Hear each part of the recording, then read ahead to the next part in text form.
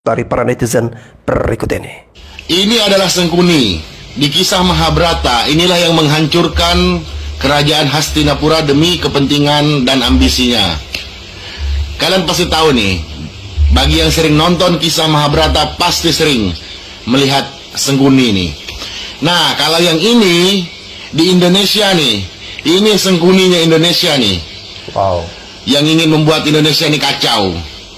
Bayangin aja coba, BBM udah murah disuruh naikin. Tradisi orang Indonesia itu kalau BBM naik pasti demo.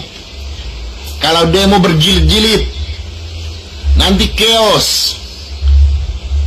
Yang susah siapa? Rakyat yang susah. Si babi ini nggak akan kesusahan dia. Dia sudah kaya, banyak duitnya. Nggak mikir dia ke situ. Rakyat kayak kita-kita ini yang terdampak, yang susah. Jadi sudah jelas, kalau sampai BBM naik ada demo, yang salah adalah pemerintah, yang menderita adalah rakyat karena naik BBM. Itu sudah jelas, tidak akan ada yang diuntungkan selain si babi ini. Naikkan harga supaya harganya bukan hanya pakai BBM kan mobil. Kau ini hau ngomong aja tidak jelas, minta naik harga BBM pula. Nanti naik sedikit harga BBM kau suruh pula orang demo, babi.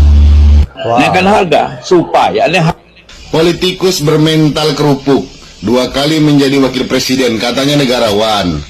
Baru kena isu sedikit sudah main lapor-lapor. Makanya dulu waktu jadi wakil presiden Pak Jokowi, harusnya belajar dari Pak Jokowi, caranya sabar. Coba contoh Pak Jokowi, bertahun-tahun dipitnah, baru dilaporin. Ini baru kena dikit, udah main lapor. Yang fitnah AI pula. Aduh, bagaimana nih levelnya mental mantan wakil presiden nih, mental kerupuk.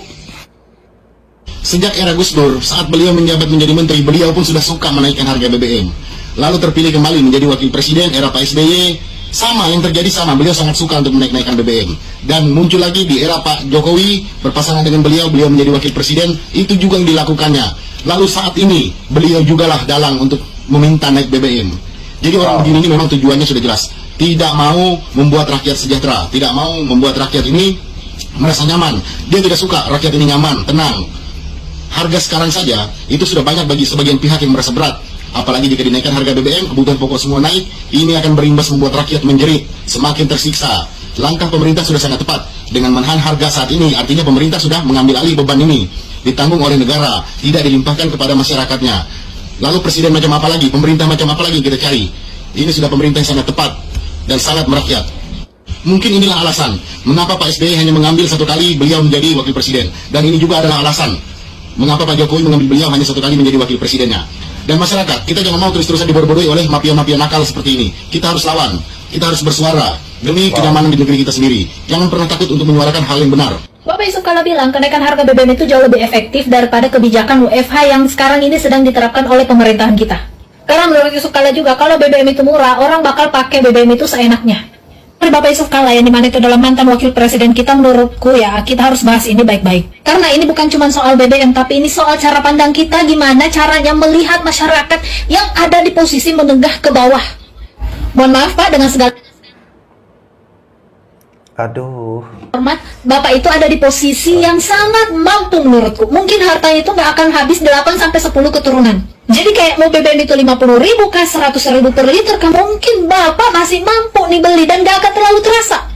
Tapi sebagai masyarakat Indonesia yang isinya 250 juta jiwa yang ada di Indonesia dan kebanyakan masyarakatnya itu masih miskin, itu sangat terasa Pak dampaknya. Yang gajinya masih UMR dan bahkan banyak yang gajinya itu masih di bawah UMR, itu masih mikir hari ini makan apa, besok keluarganya makan apa, besok nyari uang di mana lagi.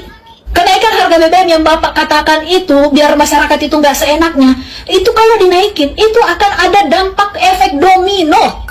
Itu bukan cuma soal angka Pak, tapi itu soal masyarakat, gimana cara mereka untuk memenuhi kebutuhan mereka. Kalau BBM naik, ongkos distribusi juga ikutan naik. Kalau ongkos distribusi ikutan naik, harga sembako juga ikut naik Pak. Kalau harga sembako naik, biaya hidup juga ikutan naik. Bapak ngerti nggak sih sampai di sini? Soalnya Pak JK belum pernah ngerasain ngopi di warung, ngopi di pinggir jalan.